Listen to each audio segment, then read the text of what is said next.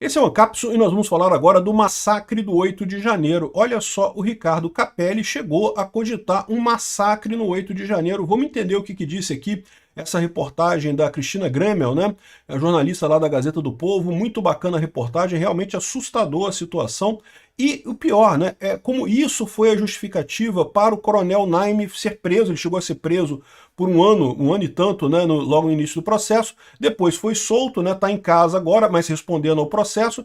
E agora estão querendo prender ele de novo, porque a esposa dele entregou essa informação que o pessoal não gostou desse caso aqui. Vamos entender essa situação aqui, porque realmente é mais um absurdo em cima de tantos absurdos que a gente tem nesse caso, né? Essa notícia foi sugerida por E se inscreva aqui no canal, quanto maior o amor, mais caro o seu custo, e várias outras pessoas. Obrigado aí ao pessoal que sugeriu notícias lá no nosso site, no visãolibertaria.com, e obrigado a você que está assistindo o nosso vídeo. Se você gosta do nosso conteúdo, por favor, deixe o seu like e se inscreva aqui no canal, né?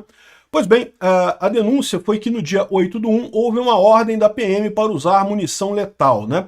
Olha só, eu assisti a entrevista da moça, da Mariana Naime, e a minha interpretação não foi essa não, não chegou a ser dada a ordem, mas houve a autorização para usar munição letal e havia um incentivo para que ele fizesse isso, então não houve propriamente uma ordem para usar.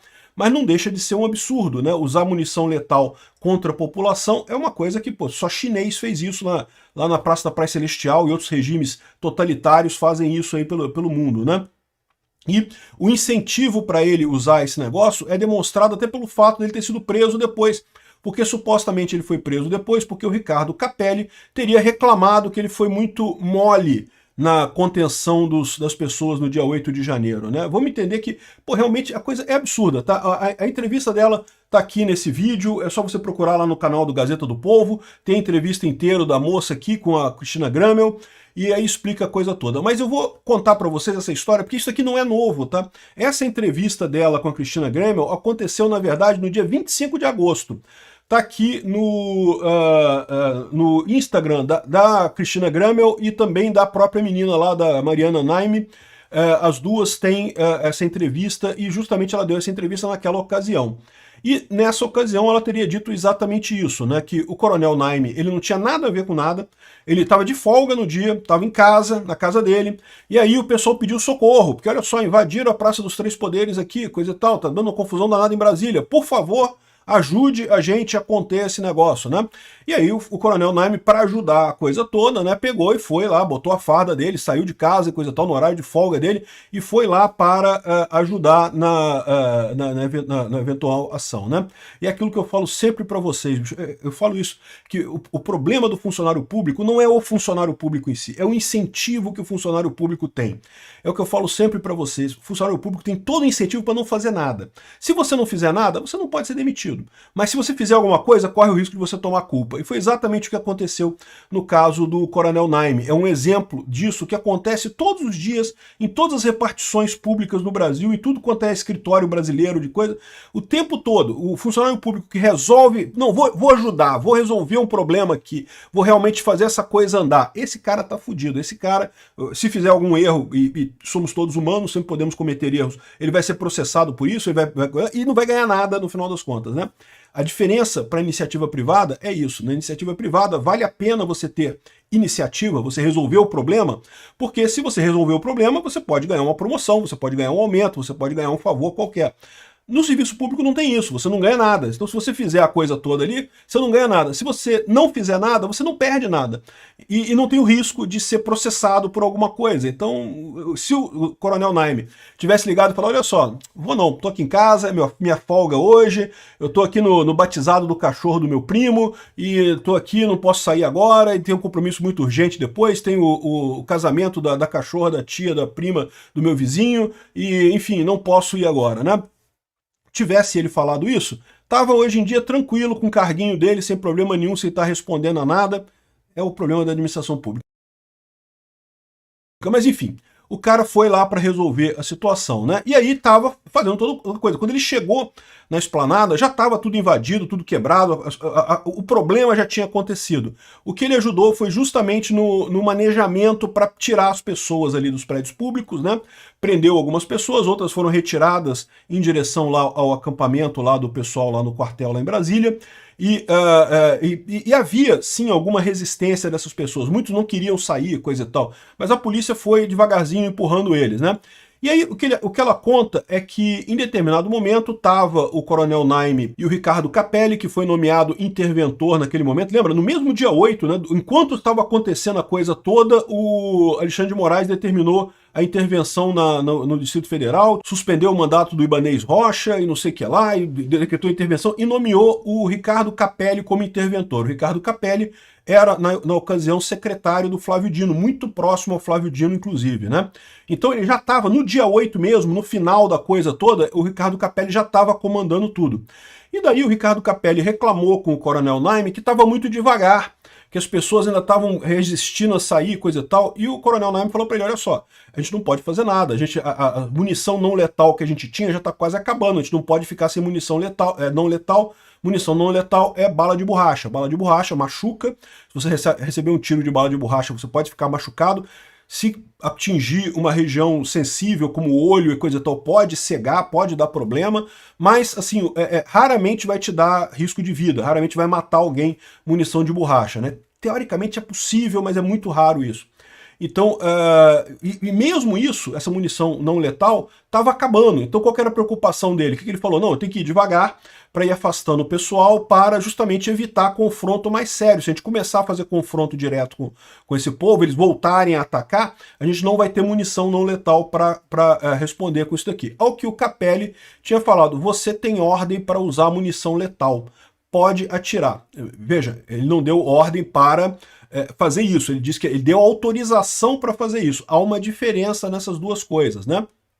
Então, é importante ressaltar esse ponto. O Ricardo Capelli deu autorização. É um absurdo também, porque você autorizar a polícia a fazer um negócio desse é algo totalmente sem sentido, uma coisa que pode levar a uma tragédia. Não fosse o Coronel Naime uma pessoa centrada, uma pessoa pacífica, uma pessoa ordeira, uma pessoa que queria resolver o problema e não outra coisa, poderia ter resultado uma tragédia nisso daí, porque vocês sabem, a maior parte dos policiais são pessoas honestas, que querem resolver, mas tem sádico na polícia também, tá? Tem gente que tem traços de sadismo na polícia, infelizmente.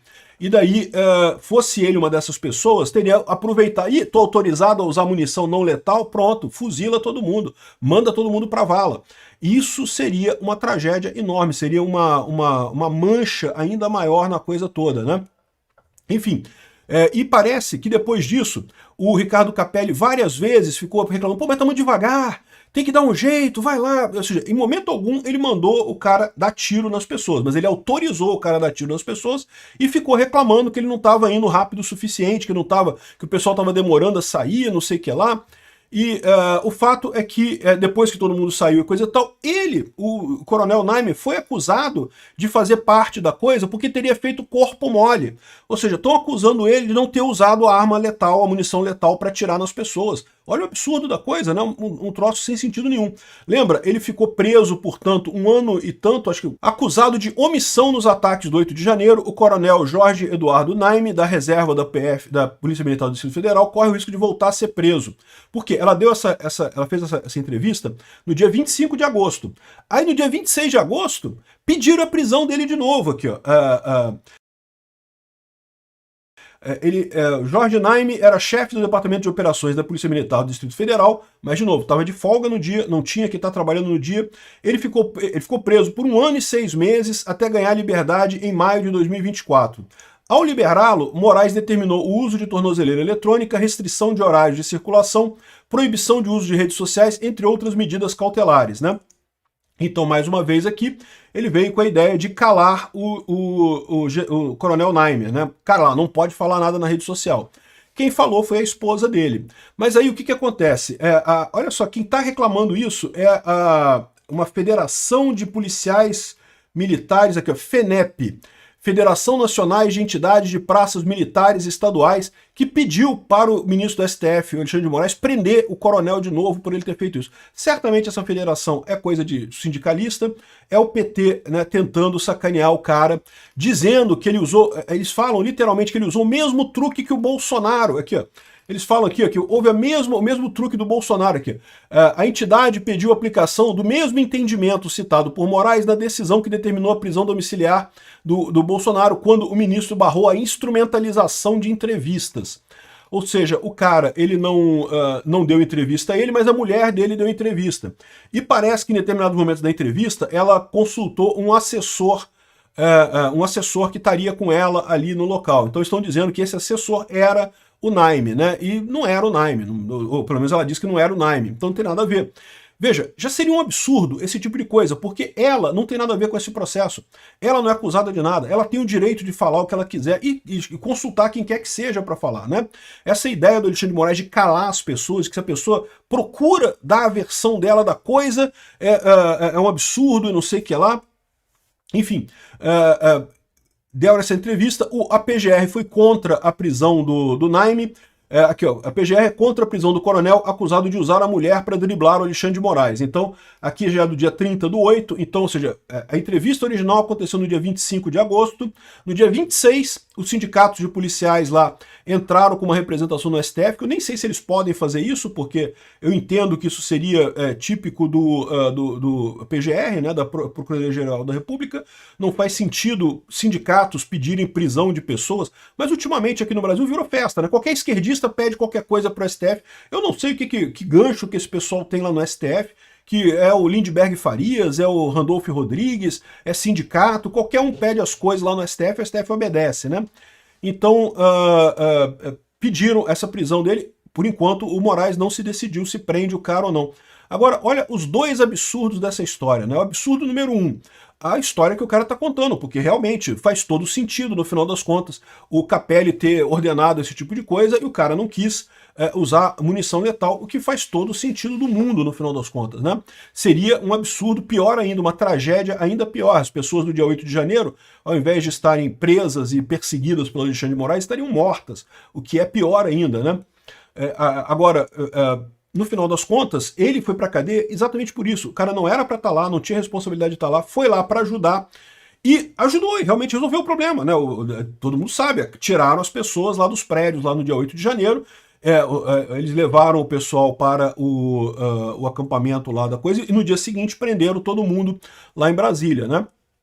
Então, ou seja, não tem nada de errado nessa conduta dele. Mas, aparentemente, o Ricardo Capelli ficou chateado porque ele estaria muito mole, estaria muito devagar, que era para atirar nas pessoas, para matar as pessoas. Isso que eu mostro para vocês, cara. Esse pessoal da esquerda, eles estão agindo com a bile, cara. Não é só o Alexandre de Moraes, não. Esse pessoal da esquerda todo tá com a bile, cara. Eles estão percebendo, eles têm uma raiva da direita, né, dos bolsonaristas, assim, porque, pô, caramba, né? E a troco de quê, pô? Não tem nada contra eles, pô. O negócio é esse, né? Eu nunca fui contra a esquerda, né? Eu acho que a esquerda tá errada. Eu acho que o Lula sim tá errado. O Lula tinha que ir pra cadeia. O Lula tem provas abundantes dele ter feito corrupção, né? Agora, esse pessoal tem um problema biliar mesmo, né, contra a direita, né? E esse é o conteúdo, ou seja, esse cara impediu um massacre no dia 8 de janeiro e foi preso por isso. Olha que coisa, realmente mais um dos vários absurdos nessa semana de julgamento agora.